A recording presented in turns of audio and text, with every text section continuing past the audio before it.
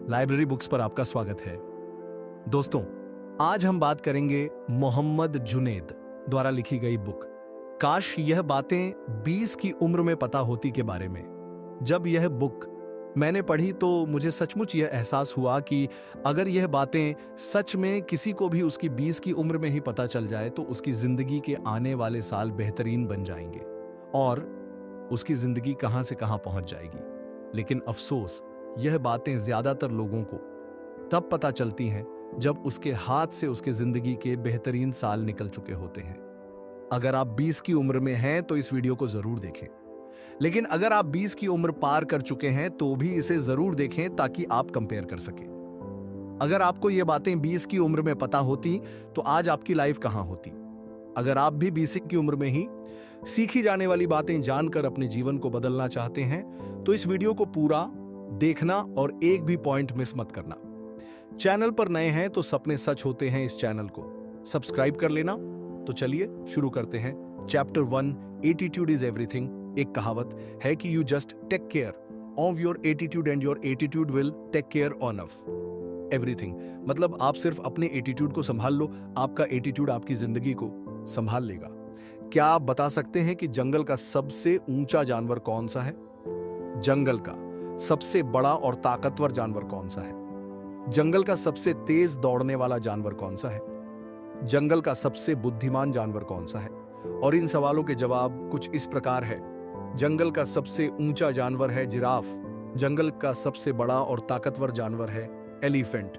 जंगल का सबसे तेज दौड़ने वाला जानवर है चीता और जंगल का सबसे बुद्धिमान जानवर है चिंपांजी।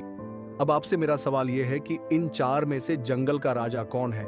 कोई भी नहीं, क्योंकि जंगल का राजा तो शेर है, बट हाइट जिराफ के पास है, पावर और साइज हाथी के पास है, स्पीड चीता के पास है और तेज दिमाग चिंपांजी के पास है। तब तो जंगल का राजा इन चार में से कोई एक होना चाहिए। ता शेर कैसे है जंगल का राजा? शेर ना तो सबसे ऊंचा जानवर है, ना सबसे ताकतवर और बड़ा, ना सबसे तेज और ना ही सबसे बुद्धिमान जानवर है, लेकिन फिर भी शेर जंगल का राजा है क्योंकि उसका एटीट्यूड राजाओं वाला है।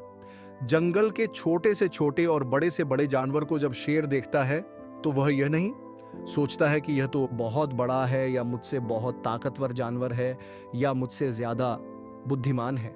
शेर जब किसी जानवर को देखता है तो यही सोचता है कि मैं इसका शिकार कर सकता हूं, और सारे जानवर भी शेर को देखते ही थर्राने लगते हैं क्योंकि शेर में एक किलर शिकारी नजर आता है।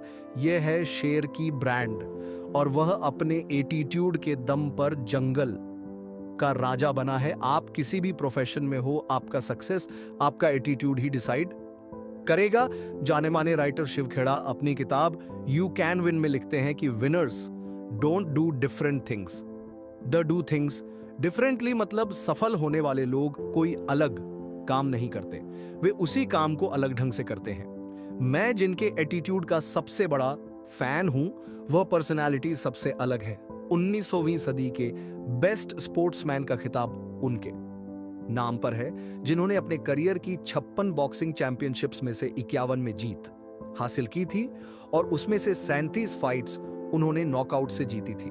नॉकआउट का मतलब है कि उन्होंने अपने विरोधी को बॉक्सिंग रिंग में मुक्का मार के चित कर दिया और वह फिर से खड़ा ही नहीं हो पाया।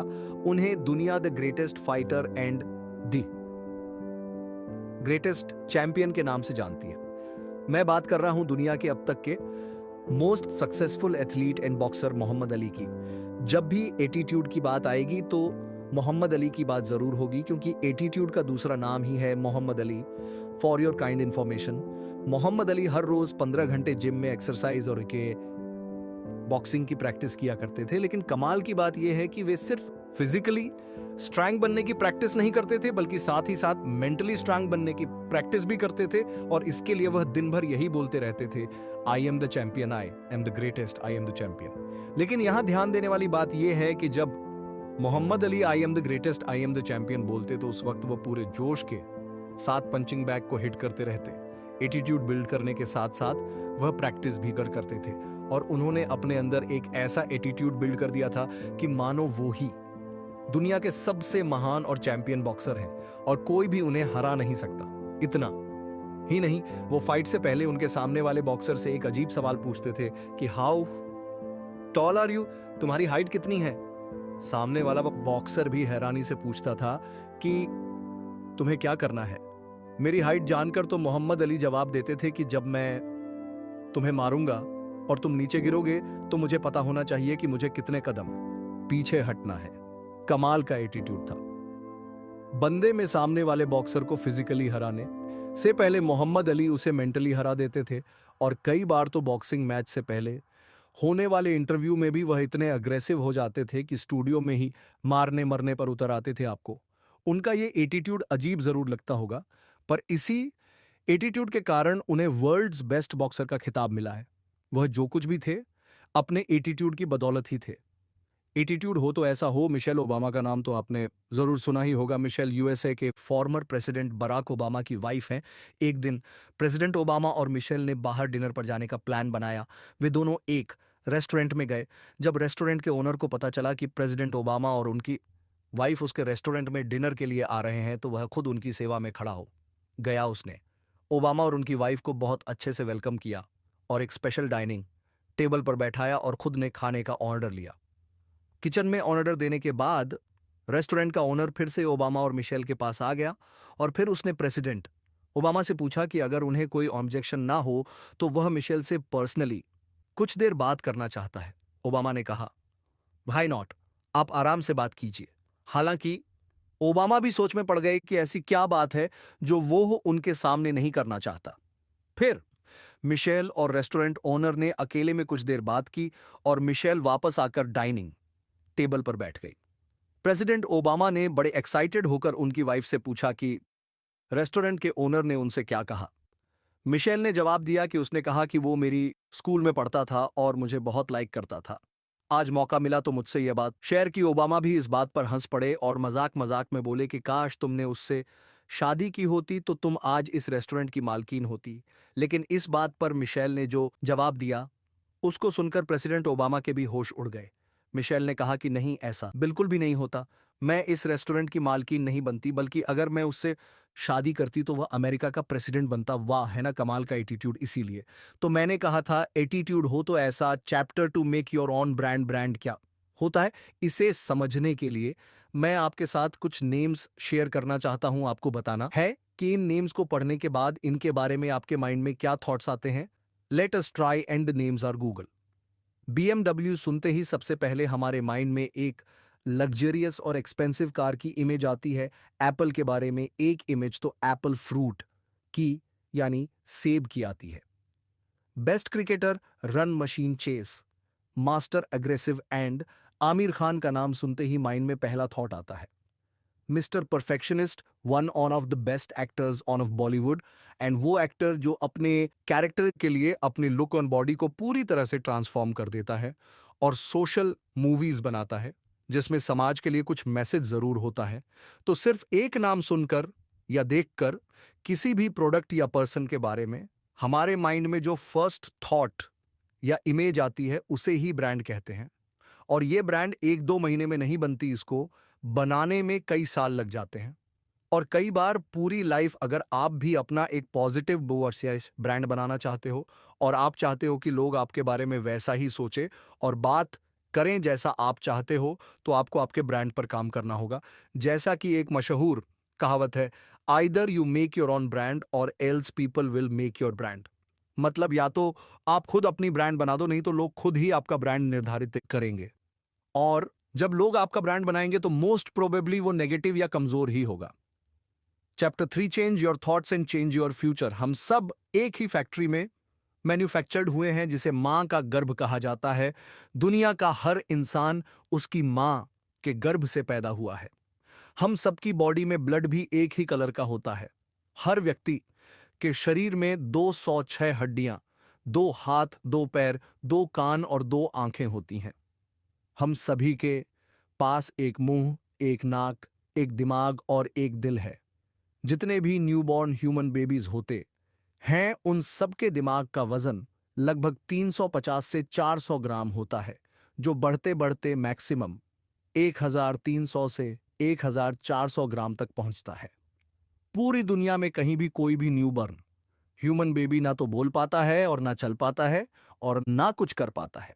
लेकिन उन्हीं बच्चों में कोई बड़ा होकर Sachin Tendulkar God on off cricket बन जाता है, तो कोई Shahrukh Khan king on off Bollywood बन जाता है, तो कोई धीरू भाई अंबानी दी रिचेस्ट मैन ऑफ इंडिया बनता है, और वही कुछ लोग ड्राइवर पियन या लेबर ही बन पाते हैं। जबकि चेहरे की बनावट के अलावा दुनिया का हर व्यक्ति एक जैसा ही है।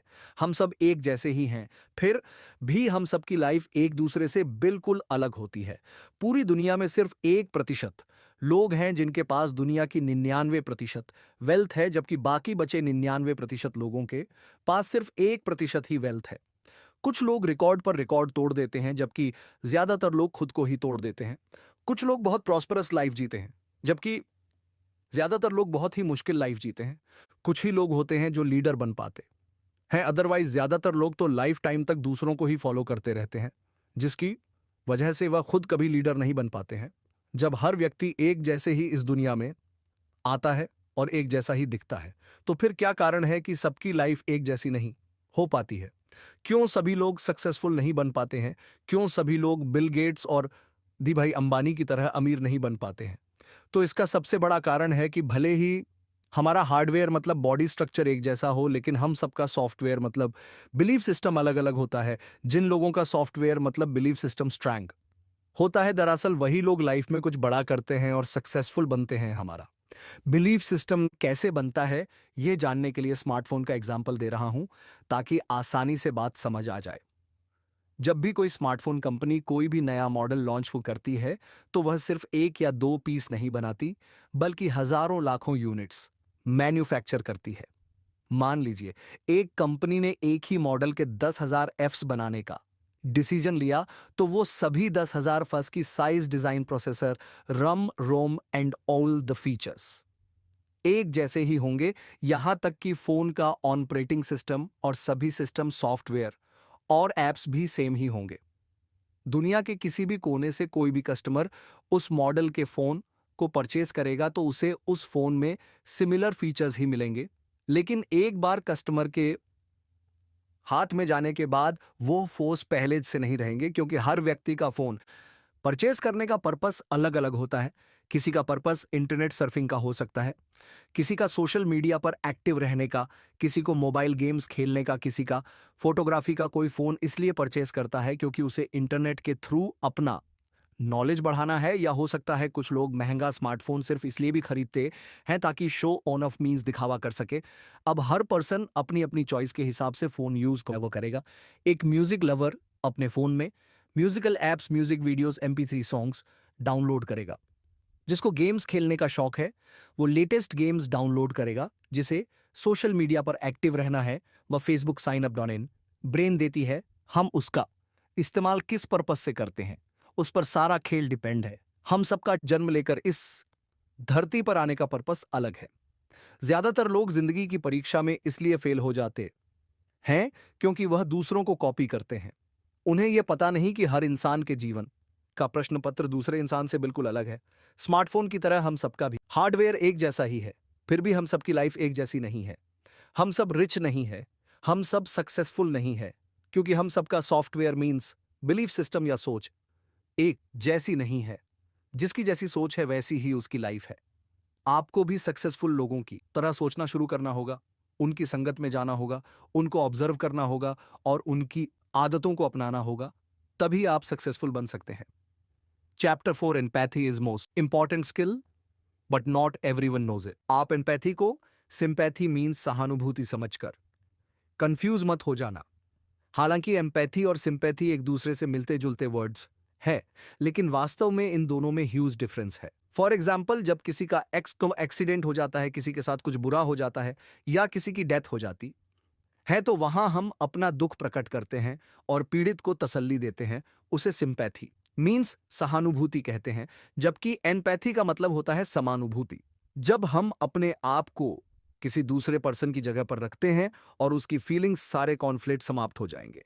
कोई किसी बल से नफरत नहीं करेगा। हम धर्म, संस्कृति, जाति, लैंग्वेज, नेशनलिटी, अमीरी, गरीबी सब कुछ भूलकर इंसान के रूप में उभर सकते हैं। इतनी पावर है एम्पैथी में। चलिए एक एग्जाम्पल से समझने की कोशिश करते हैं कि आखिर का एम्पैथी होती क्या है। इस दुनिया में बहुत से ऐसे लोग हैं जो आंखों से देख नहीं पाते, लेकिन क्या वास्तव में हम किसी अंधे व्यक्ति के दुख को महसूस कर सकते हैं। हम कैसे जान सकते हैं कि एक अंधे व्यक्ति की दिन प्रतिदिन की जिंदगी में क्या-क्या चुनौतियां हैं, भले ही हम कितनी भी कोशिश कर लें उनके दुख को समझने की, लेकिन हम सहानुभूति सिंपैथी के अलावा और कुछ नहीं कर सकते। क्योंकि किसी ब्लाइंड पर्सन के दुख को फील करने और एक्सपीरियंस करने के सिर्फ दो ही तरीके हैं, या तो हम खुद अंधे हो जाए या फिर एक दिन हम सुबह उठते ही अपनी आंखों पर पट्टी बांध ले और पूरे दिन हम उसी सिचुएशन में अपने सारे रूटीन काम करें, अपनी स्टडी करें, ऑफिस जाए या मार्केट विजिट करें। तब हमें वह पता चलेगा कि अंधे इंसान को डे टू डे लाइफ में कितने चैलेंज फेस करने पड़ते हैं। इसलिए हम किसी भी पर्सन की लाइफ को एक्सपीरियंस करें बगैर उसकी सोच, उसके डिसीजन और उसके बिहेवियर को नहीं समझ सकते। क्योंकि एम्पैथी का मतलब ही होता है दूसरों की आंखों से देखना, उनके कानों से सुनना, उनके दिमाग से सोचना और उन्हीं के दिल से महसूस करना।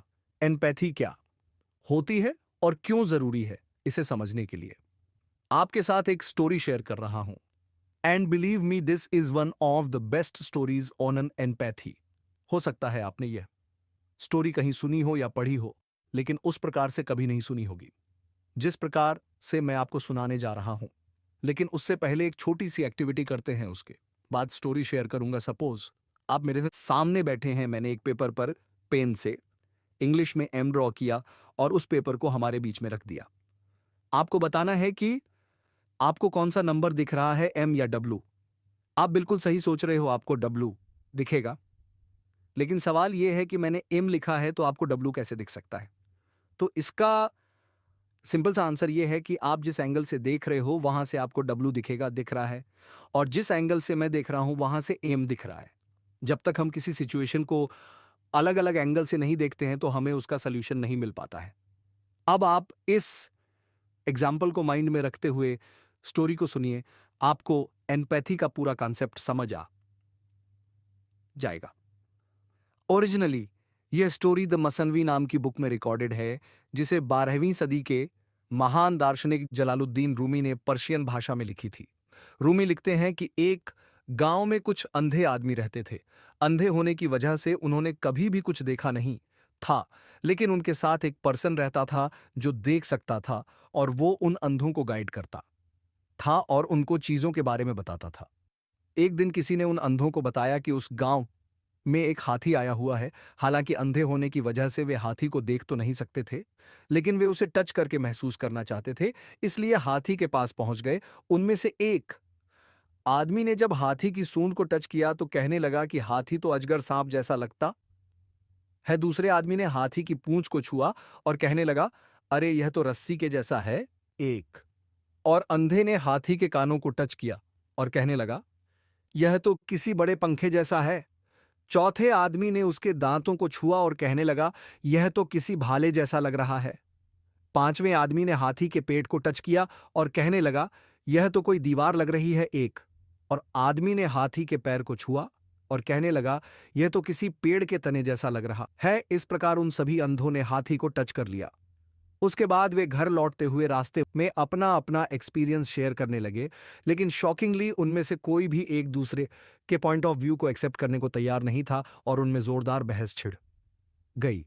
जब वे घर पहुंचे और उनके गाइड ने उनको बहस करते हुए देखा तो उनसे पूछा कि वे किस बात पर आर्ग्यूमेंट कर रहे हैं। उन्होंने गाइड को पूरा मैटर बताया। तब गाइड ने कहा कि तुम सब अपनी अपनी जगह पर सही हो, कोई भी गलत नहीं कह रहा। बस बात इतनी है कि हाथी कि जिस बॉडी पार्ट को तुम लोगों ने छुआ है वहां से हाथी बिल्कुल वैसा ही दिखता है जैसा तुम लोग बता रहे हो, लेकिन क्योंकि तुम लोगों ने हाथी को एक ही एंगल किया है इसलिए उसके दूसरे एंगल का तुम्हें अंदाजा नहीं है। एक बार वापस जाकर तुम हाथी को दूसरे एंगल से भी टच करके देख लो तो तुम्हारा झगड़ा खत्म हो जाएगा। और उन्होंने वैसा ही किया। हाथी के सारे बॉडी पार्ट्स का एनालिसिस किया, तब जाकर उन्हें अपनी बाली गलती का एहसास हुआ। इस स्टोरी से हमें यह मैसेज मिलता है कि अगर आप किसी भी सिचुएशन का कैरेक्टर एनालिसिस करना चाहते हैं तो आपको उसे दूसरों के परसेप्शन से भी देखना होगा, क्योंकि सबका नजरिया अलग अलग होता है। हो सकता है जो आप सोच रहे हो वह भी सही हो और जो सामने वाला सोच रहा है वह भी सही हो। Chapter 5, the power of your personality. क्या आपको पता है रॉ आयरन यानी कच्चे लोहे की मार्केट में क्या कीमत है? कच्चा लोहा या स्क्रैप आयरन मार्केट में एवरेज 20 से पर किलोग्राम मिल जाता है। क्योंकि कच्चे लोहे को एज अ टूल यूज नहीं कर सकते हैं, लेकिन जब उसी लोहे को स्टील में कन्वर्ट किया जाता है तो उसकी वैल्यू कई गुना बढ़ जाती है। और जब उसी रॉ आयरन का आयरन बार यानी सरिया बनाया जाता है तो उसकी कीमत 10 गुना बढ़कर 50 रुपए पर केजी हो जाती है, क्योंकि अब कच्चा लोहा एक टूल बन चुका है जिसे बिल्डिंग्स बनाने में यूज किया जाता है। उसी प्रकार जब उस आयरन और स्टील से कोई मशीन बनती है और कार या एरोप्लेन का इंजन बनता है तो वह लाखों रुपए में बिकता है। याद रखो, लोग कभी भी किसी यूजलेस और लेस यूजफुल चीज की कीमत नहीं चुकाते हैं। लोग सिर्फ यूजफुल चीज की कीमत चुकाते हैं, और जो चीज जितनी ज्यादा यूजफुल होगी उसकी उतनी ज्यादा वैल्यू होगी। अगर आपको भी पता करना है कि आपकी दुनिया में क्या वैल्यू है तो आप जाइए और किसी भी कंपनी में इंटरव्यू दीजिए। आपको जो सैलरी ऑफर होगी या किसी से पैसे उधार मांग कर देखे वह आपको मैक्सिमम कितने पैसे उधार देता है, वह आपकी वैल्यू है। जैसे हम किसी बैंक में लोन के लिए अप्लाई करते हैं तो पहले हमारा क्रेडिट स्कोर चेक किया जाता है। जितना हमारा क्रेडिट स्कोर होता है, बैंक हमें उतना ही लोन ऑफर करती हैं। इसलिए अगर आपको ऐसा लगता है कि आपकी वैल्यू कम मांग की जा रही है, तो इसका मतलब है कि आप अभी तक उस रॉ आयरन की तरह हो और आपकी पर्सनैलिटी एक यूजफुल टूल में कन्वर्ट नहीं हो पाई है। और जब तक आप अपनी पर्सनैलिटी को यूजफुल टूल में कन्वर्ट नहीं करेंगे, आपकी वैल्यू नहीं बढ़ सकती। तो क्या आप एक यूजफुल टूल बनना चाहते हो और अपनी वैल्यू बढ़ाना चाहते हो? तो आपको वो काम करने पड़ेंगे जो मैं आपको बताने जा रहा हूं। अपनी पर्सनैलिटी को एक यूजफुल टूल में कैसे कन्वर्ट करना है, ये जानने के लिए हम उसी कच्चे लोहे का एग्जाम्पल लेंगे। क्या आप जानते हैं किसी रॉ आयरन को एक यूजफुल टूल में कैसे डेवलप किया जाता है? सबसे पहले तो उस रॉ आयरन को एक्सट्रीम फायर में इतना गर्म किया जाता है कि लोहा पिघलने लगता है। क्या आपको पता है एक्सट्रीम फायर का टेम्परेचर कितना होता है? हमारे घर में खाना बनाने के लिए जो एलपीजी गैस यूज होती है ना, उससे निकलने वाली आग का तापमान लगभग 300 से 400 डिग्री से सेल्सियस होता है। क्या आप उस आग में हाथ डाल सकते हैं? नहीं डाल सकते, क्योंकि वह आग इतनी खतरनाक होती है कि सिर्फ कुछ ही सेकंड्स में हाथ चल जाएगा। और जिस आग में लोहे को तपाया जाता है उसका टेम्परेचर लगभग 1500 डिग्री सेल्सियस होता है, जो एलपीजी गैस से 3 गुना ज्यादा होता है। तो सबसे पहले उस रॉ आयरन को इतनी एक्सट्रीम फायर में जलाया जाता है, लेकिन सिर्फ आग बैड में जलाने से रॉ आयरन किसी और शेप में नहीं ढलता है। इसलिए आग में जलाने के बाद उस पिघलते हुए आयरन पर बड़े बड़े हैमर से स्ट्राइक किया जाता है। उस लोहे को बतक पीटा जाता है जब तक वह एक यूजफुल टूल में कन्वर्ट नहीं हो जाता। उसी प्रकार आज की तारीख में आपकी पर्सनैलिटी भी उस कच्चे लोहे की तरह है जिसकी बहुत कम वैल्यू है। और अगर आप खुद को एक वैल्यूएबल पर्सनैलिटी बनाना चाहते हो तो सबसे पहले आपको तपना पड़ेगा। मतलब आपको कड़ी मेहनत करनी होगी, आपको दिन रात एक करने होंगे, आपको पढ़ना होगा। आप जिस भी फील्ड में जाना चाहते हो उस फील्ड का कंप्लीट नॉलेज लेना होगा।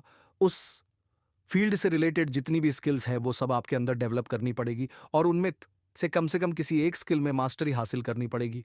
मास्टरी हासिल करने का मतलब आप जो भी काम करते हैं उस पर आपको इतना कॉन्फिडेंस हो कि पूरी दुनिया में आपसे बेटर वह काम और कोई कर ही नहीं सकता। लेकिन इतना सब कुछ होने के बाद भी आप सक्सेसफुल नहीं बन सकते, क्योंकि ये तो सिर्फ तपना हुआ, अभी पीटना तो बाकी है।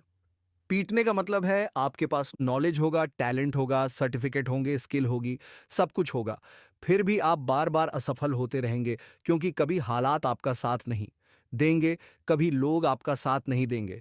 क्योंकि हर इंसान ये तो चाहता है कि आप लाइफ में आगे बढ़े, लेकिन कोई ये नहीं चाहता कि आप उनसे भी आगे बढ़ जाए। लोगों को आपसे और आपके टैलेंट से जलन होगी।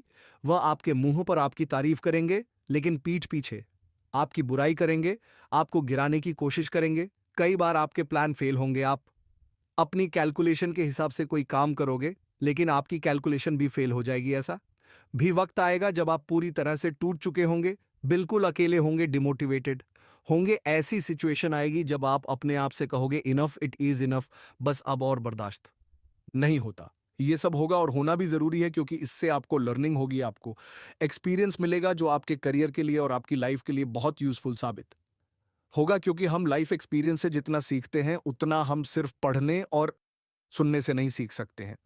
इसीलिए किसी ने क्या खूब कहा है कि बादाम खाने से अक्ल नहीं आती, ठोकर खाने से आती हैं, तपने से और पीटने से आपका नॉलेज, स्किल्स और टैलेंट इंप्रूव होगा। एंड मोस्ट इंपॉर्टेंट, आपको लाइफ का एक्सपीरियंस होगा, आपकी पर्सनैलिटी डेवलप होगी। और यही तरीका है अपनी वैल्यू इंक्रीज करने का।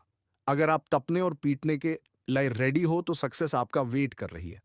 अदरवाइज आप एक आम आदमी बनकर इस दुनिया को में आए हो और आम आदमी बनकर ही इस दुनिया से लौट जाओगे। Chapter 6, critical thinking is crucial for us. किसी भी इंफॉर्मेशन या बात को एक्सेप्ट करने से पहले उस इंफॉर्मेशन की इवैल्यूएशन करना, उसमें लॉजिक्स ढूंढना, रीजनिंग करना, सवाल करना और उसको डिफरेंट एंगल से देखना, या किसी भी इंफॉर्मेशन को एज इट इज एक्सेप्ट नहीं करना। इसे ही क्रिटिकल थिंकिंग कहा जाता है। जिस पर्सन में क्रिटिकल थिंकिंग होती है उसको मैनिपुलेट करना बहुत मुश्किल होता है, क्योंकि वह अपनी रीजनिंग और लॉजिकल एबिलिटी से फाइंड आउट कर लेता है कि कौन सी बात फैक्ट है और कौन सी फेक है। क्रिटिकल थिंकिंग को बेटर तरीके से समझाने के लिए मैं आपके साथ एक एग्जाम्पल शेयर कर की हूं। क्या आप जानते हैं, जब कोर्ट में कोई केस आता है तो जज उसका फैसला सुनाने से पहले क्या करता है? क्या जज साहब किसी एविडेंस और लॉजिक्स के ही अपना फैसला सुना देते हैं? क्या जज साहब वकील और गवाह की बात को एज इट इज एक्सेप्ट कर लेते हैं बिना सबूत के? क्या एक ही पार्टी की बात को सुनकर जज अपना फैसला सुना देता है? नहीं, ऐसा बिल्कुल नहीं होता है। जज अपना फैसला सुनाने से पहले सारे सबूत देखता है, दोनों पार्टी के लॉयर्स को सुनता है और गवाहों को भी सुनता है। देन जिसके लॉजिक्स और एविडेंस स्ट्रांग होते हैं उसके हक में फैसला सुनाया जाता है। जज के लिए दोनों पार्टीज इक्वल है। जज कभी भी पार्शियल और एक तरफा नहीं सोच सकता, उसको न्यूट्रल रहना पड़ता है। इन सेम वे आपको भी किसी भी इंफॉर्मेशन या ओपिनियन को एक्सेप्ट करने से पहले उसमें कितनी सच्चाई है उसका पता लगाना चाहिए, जिसके लिए क्रिटिकल थिंकिंग की आवश्यकता होती है। क्रिटिकल थिंकिंग का सिंपल सा अर्थ है कि किसी भी बात को ना तो एज इट इज एक्सेप्ट करो और ना ही उसके सारे एस्पेक्ट्स देखे बिना उसे रिजेक्ट करो, क्योंकि करेक्ट डिसीजन लेने के लिए आपको इंटेरोगेटिव अप्रोच अप्लाई करनी पड़ेगी। इंटोटलेंट जैसे पुलिस सच का पता लगाने के लिए इंटेरोगेशन करती है, क्योंकि पुलिस इन्वेस्टिगेशन प्रोबिन से ही शुरू होती है।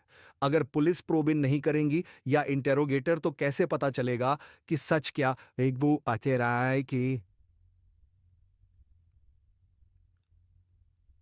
है और झूठ क्या है? क्योंकि हम जो देखते हैं, सुनते हैं और सोचते हैं वो हमेशा सही नहीं होता और गलत भी नहीं होता।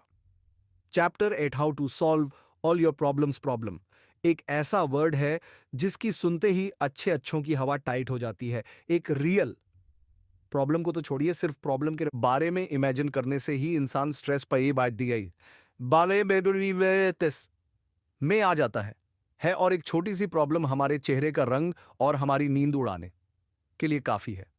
सोचिए क्या होगा अगर एक ही बार में हमें मल्टीपल प्रॉब्लम्स फेस करनी पड़े। शायद हमारा जीना मुश्किल हो जाएगा।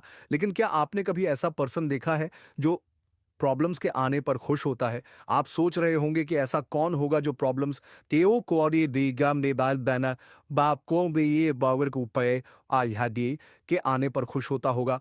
लेकिन दुनिया के सभी बड़े और सक्सेसफुल लोग कभी भी प्रॉब्लम्स के आने पर घबराते नहीं हैं, बल्कि खुशी खुशी प्रॉब्लम्स को फेस करते हैं, क्योंकि ऐसा करने से उनमें प्रॉब्लम सॉल्विंग स्किल डेवलप होती है। और सक्सेसफुल बनने के लिए आप में प्रॉब्लम सॉल्विंग स्किल होना बेहद जरूरी है।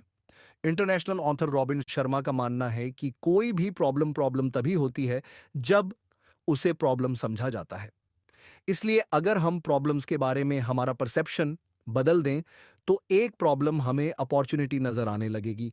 अगर मैं आपसे यह कहूं कि पूरी दुनिया प्रॉब्लम्स के कारण ही एग्जिस्ट कर रही है और दुनिया का अस्तित्व ही प्रॉब्लम्स पर ही टिका हुआ है, तो शायद आप मेरी बात का भरोसा नहीं करेंगे। लेकिन इस चैप्टर को पढ़ने के बाद आपको भी यकीन हो जाएगा कि इस दुनिया में जितनी भी जॉब्स और सोर्सेज ऑफ इनकम अवेलेबल हैं वो किसी ना किसी प्रॉब्लम की वजह से ही है। जब प्रॉब्लम्स ही नहीं होगी तो जॉब्स भी नहीं होगी, और जॉब्स ही नहीं होगी तो हम survive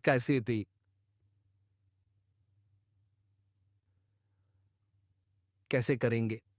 let me give you an example. मच्छर तो आपने जरूर देखा होगा और कभी आपको मच्छर ने काटा भी होगा। और जब मच्छर काटता है तो आपको पता ही है कि खुजली और इरिटेशन होती है। मच्छर की वजह से हम ना तो चैन से बैठ पाते हैं और ना ही चैन से सो पाते हैं।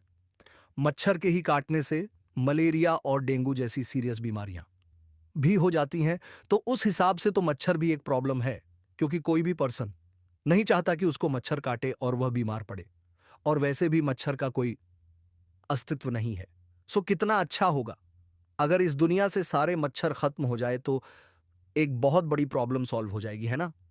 अगर आप ऐसा सोचते हो तो बिल्कुल गलत सोचते हो, क्योंकि जिस दिन इस दुनिया से मच्छर खत्म हो जाएंगे उस दिन से और भी बड़ी प्रॉब्लम हो जाएगी, क्योंकि मच्छर के खत्म होते ही लाखों लोग अनएम्प्लॉयड हो जाएंगे, क्योंकि मच्छर है तो कछुआ, अगरबत्ती और ऑल आउट गुड नाइट जैसे प्रोडक्ट्स बनते हैं। इसके अलावा कोइल्स स्प्रे और मच्छर जाली बनती है। मलेरिया और डेंगू की मेडिसिन भी बनती है, और इन सबको मैन्युफैक्चर और मार्केटिंग करने के लिए लाखों लोग लगे हुए हैं, जिन्हें रोजगार मिला हुआ है, एक मजदूर से लेकर मालिक तक। और जितो मिले दासी संदी कारी पांडी बोलिए, जितने भी लोग इस बिजनेस से एसोसिएटेड हैं, सबका रोजगार छीन जाएगा। एलाइड मार्केट रिसर्च रिपोर्ट के अनुसार 2019 में मस्कट रेपेलेंट इंडस्ट्री का ईयरली टर्नओवर लगभग 4 अरब डॉलर मतलब 278,000 करोड़ हो सकता है। हम सबके लिए मच्छर का होना एक प्रॉब्लम हो, लेकिन कुछ लोगों ने इसी प्रॉब्लम को अपॉर्चुनिटी में कन्वर्ट कर दिया है। Chapter 8 time is everything. Doctor APJ Abdul Kalam ने कहा था, अगर आप टाइम वेस्ट करते हैं तो एक दिन टाइम आपको वेस्ट कर देगा। आप प्रतिदिन आपको मिलने वाले 86,400 सेकंड्स कहाँ खर्च करते हैं? एक दिन में 24 घंटे होते हैं और 24 घंटों में 86,400 सेकंड्स होते हैं। अगर यही 86,400 सेकंड्स 8,640 होते तो सोचिए आप कितने खुश होते। पैसे अगर हम खर्च कर देते हैं तो दोबारा अर्न भी कर सकते हैं, लेकिन हमारी लाइफ का एक लम्हा जो चला जाता है वो फिर कभी लौट कर नहीं आ सकता। अब आप ही डिसाइड करें कि लाइफ में पैसा ज्यादा इंपॉर्टेंट है या time. Of course time is more important than anything in our life. But क्या हम वास्तव में टाइम को इतनी इंपॉर्टेंस देते हैं? हर इंसान पैसा कमाना चाहता है, सक्सेसफुल होना चाहता है, लेकिन हर इंसान टाइम की कद्र तय नहीं कर पाता है। बस यही कारण है कि हर कोई सक्सेसफुल भी नहीं हो पाता है। पैसा उसी के पास आता है और कामयाबी उसी को मिलती है जो टाइम की एक्सपेक्ट करता है। एक बात समझ लीजिए कि सक्सेसफुल लोगों को कोई एक्स्ट्रा टाइम नहीं मिलता है और अनसक्सेसफुल लोगों को भी लेस टाइम नहीं मिलता है। कुदरत हम सबको एक समान 24 घंटे देती है। अब हम चाहे तो उसे इन्वेस्ट करें और चाहे तो उसे वेस्ट कर दें। किसी भी चीज को इन्वेस्ट करने पर उसका रिटर्न मिलता है और वेस्ट करने पर कुछ भी नहीं मिलता है।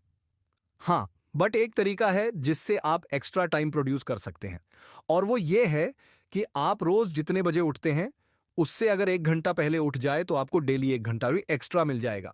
हालांकि एक दिन में होंगे तो 24 घंटे ही, लेकिन आप उस टाइम का मैक्सिमम यूटिलाइजेशन कर सकते हैं। वीकली 7 घंटे एक्स्ट्रा मिल जाएंगे, मंथली 30 घंटे और ईयरली 365 घंटे एक्स्ट्रा मिलेंगे।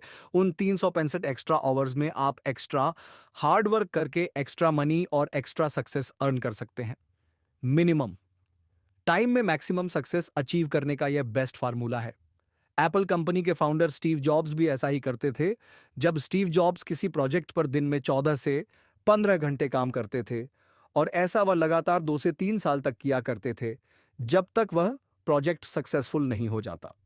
तो दोस्तों, आपको यह वीडियो कैसा लगा कमेंट सेक्शन में जरूर बताना। अगर पसंद आया हो तो इसे लाइक करके अपना प्यार जरूर दिखाना, और जो भी अभी अपने 20 में है उसके साथ यह वीडियो शेयर जरूर करना। आपका एक शेयर किसी डिस्क